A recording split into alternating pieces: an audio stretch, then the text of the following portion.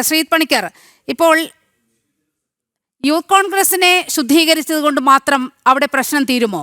ഈ പാലക്കാട്ടെ ജനങ്ങൾ എന്തിനാണ് ഈ വിഴപ്പ് ചുമക്കുന്നത് എന്നുള്ള ഒരു ചോദ്യം കൂടി അവിടെ നിന്നും ഉയരുന്നുണ്ട്. വലിയ പ്രതിഷേധം പാലക്കാട് മണ്ഡലത്തിൽ ഉണ്ടാവുകയാണ് രാഹുലിനെതിരെ.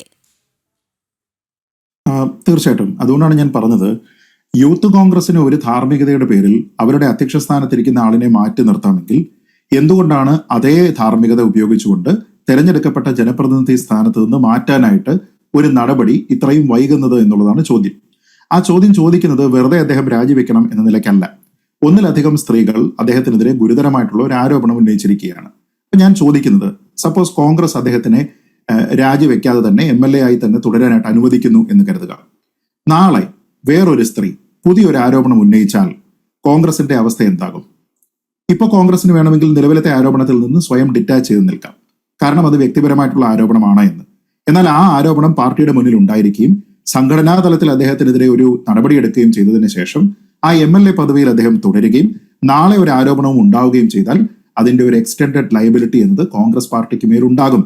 അപ്പൊ ഈ പറയുന്ന നേതാക്കന്മാരെല്ലാം നിങ്ങൾ അദ്ദേഹത്തെ അവിടെ നിന്ന് മാറ്റാത്തത് കൊണ്ടല്ലേ ഇങ്ങനെ വീണ്ടും കേസ് ഉണ്ടായത് എന്നൊരു ചോദ്യം ഉണ്ടായി കഴിഞ്ഞാൽ എവിടെ പോയി ന്യായീകരിക്കും? ഏത് രീതിയിൽ ന്യായീകരിക്കും? ഇത് വളരെ പ്രസക്തമായിട്ടുള്ള ഒരു കാര്യമാണ്. രണ്ട്, ഇപ്പോൾ ഈ ചർച്ചയിൽ ശ്രീ തൗഫീഖ് തന്നെ പറഞ്ഞു, ഓഡിയോ ക്ലിപ്പിന്റെ ആധികാരികതയിൽ സംശയമുണ്ട്. ഇക്കാലത്ത് ഇതൊക്കെ തന്നെ നിർമ്മിക്കാമല്ലോ എന്നാണ് ശ്രീ രാഹുൽ മാങ്കൂട്ടത്തിൽ കഴിഞ്ഞ ദിവസം പറഞ്ഞത്.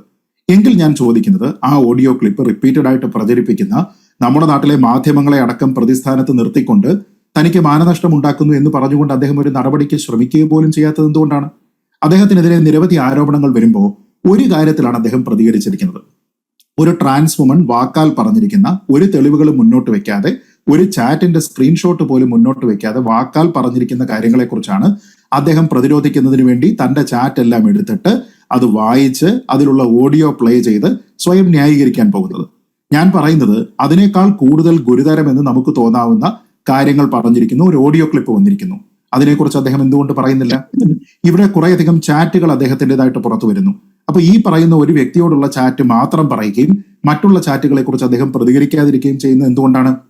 ഇനി ശ്രീ VD സതീശന്റെ മുന്നിൽ എത്തിയിരിക്കുന്ന പരാതിയുണ്ട്. ആ പരാതിയെക്കുറിച്ച് അദ്ദേഹം അദ്ദേഹത്തിന്റെ ഭാഗം പറയാത്തത് എന്തുകൊണ്ടാണ്? നേരത്തെ ഈ ചർച്ചയിൽ സൂചിപ്പിച്ചതുപോലെ ശ്രീമതി ഹണി ഭാസ്കറിന്റെ ആരോപണങ്ങൾ വന്നിട്ടുണ്ട്, പേരടക്കം പറഞ്ഞിട്ടുണ്ട്. അതിനെക്കുറിച്ച് അദ്ദേഹത്തിന് പ്രതികരണമില്ലാത്തത് എന്തുകൊണ്ടാണ്? അപ്പോൾ ഒരൊറ്റ കാര്യത്തിനെ കുറിച്ച് മാത്രമാണ് പറഞ്ഞിരിക്കുന്നത്. എനിക്ക് പറയാനുള്ളത്, ഒരു സ്ത്രീ ഒരു പുരുഷനെതിരെ ഇങ്ങനെ ഒരു ലൈംഗിക ആരോപണം ഉന്നയിച്ചാൽ ഉടൻ തന്നെ അയാൾ രാജിവെച്ചേ മതിയാകൂ എന്നുള്ള ഒരു അഭിപ്രായമുള്ള ആളല്ല ഞാൻ. പക്ഷെ ഇവിടെ ഈ ആരോപണം ശരിയാണ് എന്ന് സംശയിക്കാവുന്ന തരത്തിലുള്ള പ്രാഥമികമായിട്ടുള്ള തെളിവുകൾ നമ്മുടെ മുന്നിലുണ്ട്. അവയോടുള്ള രാഹുലിന്റെ പ്രതികരണം ദുർബലമാണ്. ഇതിനെക്കുറിച്ച് കൃത്യമായിട്ട് അറിയാവുന്ന കോൺഗ്രസ് നേതാക്കൾ ഉടനടി തന്നെ നടപടിയും എടുത്തിട്ടുണ്ട്. നമ്മൾ ഒരു കാര്യം ഒന്ന് ആലോചിച്ച് നോക്കുക. ശ്രീ തൗഫീഖ് കൂടി ഓർക്കേണ്ടുന്ന ഒരു കാര്യമാണ്, കോൺഗ്രസിലുള്ള പല നേതാക്കൾ, മുഖ്യമന്ത്രി അടക്കം പല മുതിർന്ന നേതാക്കൾക്കുമെതിരെ മുമ്പ് ഒരു സ്ത്രീയുടെ ഭാഗത്തു നിന്ന് ലൈംഗിക ആരോപണം ഉണ്ടായിട്ടുണ്ട്. അവരിൽ പല ആൾക്കാരും അന്ന് പാർട്ടി ചുമതലകളിൽ, തെരഞ്ഞെടുക്കപ്പെട്ട ജനപ്രതിനിധി എന്നത് മാത്രമല്ല പാർട്ടി ചുമതലകളിൽ അന്ന് ഉണ്ടായിരുന്നതാണ്. എന്നിട്ടും അതിൽ ഒരാളിനോടും രാജിവെക്കാനായിട്ട് കോൺഗ്രസ് ആവശ്യപ്പെട്ടിട്ടില്ല, സംഘടനാ തലത്തിൽ നടപടി എടുത്തിട്ടില്ല. എന്തുകൊണ്ടാണ്? അപ്പൊ അന്നില്ലാത്തതിനേക്കാൾ കൂടുതലായിട്ടുള്ള ബോധ്യം ഈ ദിവസങ്ങളിൽ കോൺഗ്രസ് നേതൃത്വത്തിന് കിട്ടിയിട്ടുണ്ട്. അതിന്റെ അടിസ്ഥാനത്തിലാണ്. അതല്ലാതെ ഒരച്ഛൻ മകളോടുള്ള വാത്സല്യത്തിന്റെ അടിസ്ഥാനത്തിൽ ഒരു നടപടി എടുക്കുന്നതിന് വേണ്ടിയിട്ടല്ല ശ്രീ VD സതീശൻ അവിടെ ഇരിക്കുന്നത്. പൊളിറ്റിക്കൽ ഡിസിഷൻ തന്റെ പാർട്ടിക്ക് വേണ്ടി എടുക്കുന്നതിന് വേണ്ടിയിട്ടാണ് പ്രതിപക്ഷ നേതാവ് അവിടെ ഇരിക്കുന്നത്. അദ്ദേഹം പറയുന്ന ന്യായം ഇതാണെങ്കിലും അദ്ദേഹത്തിന് തള്ളിക്കളയാൻ കഴിയാത്ത രീതിയിലത്തേക്കുള്ള ബോധ്യം ഈ വിഷയത്തിൽ ഉള്ളത് കൊണ്ടാണ് അദ്ദേഹം അങ്ങനെ തള്ളിപ്പറഞ്ഞതും ഇതൊരു ഒന്നാമത്തെ നടപടി മാത്രമാണ് എന്ന് പറഞ്ഞതും ഇനിയും നടപടികൾ ഉണ്ടാകും എന്ന് പറഞ്ഞതും. അതുകൊണ്ട് അതൊരു ഗോൺ കേസ് ആണെന്നാണ് ഞാൻ കരുതുന്നത്. ഒരു ഗോൺ കേസിനെ ന്യായീകരിച്ച് നമ്മൾ സ്വയം എളിഭ്യരാകാതെ ഇരിക്കുക എന്നുള്ളത് മാത്രമാണ് എനിക്ക് കോൺഗ്രസിന്റെ നേതാക്കന്മാരോട് പറയാനുള്ളത്.